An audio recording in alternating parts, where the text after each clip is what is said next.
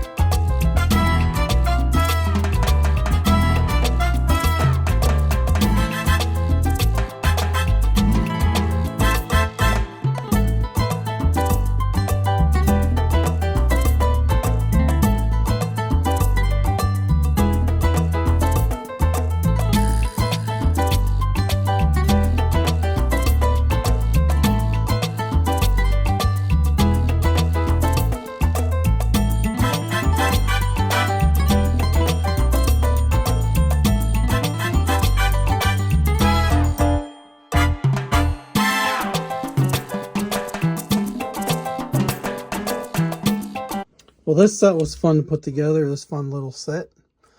I believe we bought it for the squirrel. We're going to add the squirrel, and they gave you some extra acorns. Whoa! And an extra ladybug. But easy set to put together. 86 pieces, fun for little kids. It's a neat little tractor, and these are some chunky tires. And this is a pretty good minifigure. I don't know how much we paid for it, but it's probably 10 bucks. Well, this is a fun little set. Gonna add it to the